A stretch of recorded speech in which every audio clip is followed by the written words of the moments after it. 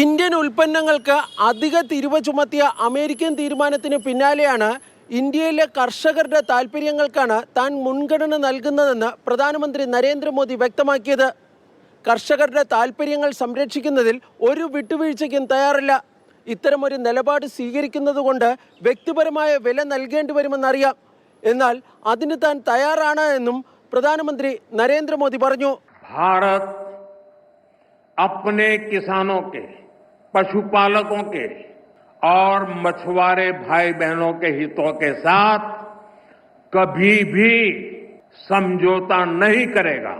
India ഉൾപ്പെടെയുള്ള രാജ്യങ്ങളിലെ ഉൽപ്പന്നങ്ങൾക്ക് അധിക തീരുവ ചുമത്തിയ നിലപാടിനെ ന്യായീകരിച്ച് അമേരിക്കൻ പ്രസിഡന്റ് ഡൊണാൾഡ് ട്രംപ് രംഗത്തെത്തി.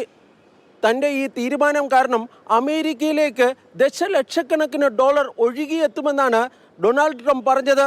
റഷ്യയിൽ നിന്ന് എണ്ണ വാങ്ങുന്നുവെന്ന് ആരോപിച്ചാണ് ഇന്ത്യൻ ഉൽപ്പന്നങ്ങൾക്ക് അമേരിക്ക അധിക തീരുവ ചുമത്തിയത്.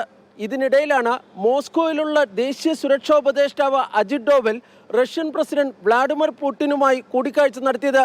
ഈ കൂടിക്കാഴ്ചയിലാണ് പുടിൻ്റെ ഇന്ത്യ സന്ദർശനം സംബന്ധിച്ച തീരുമാനമായത്.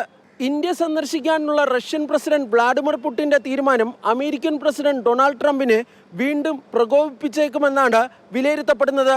B Balagopal, Mathrubhumi news, Delhi.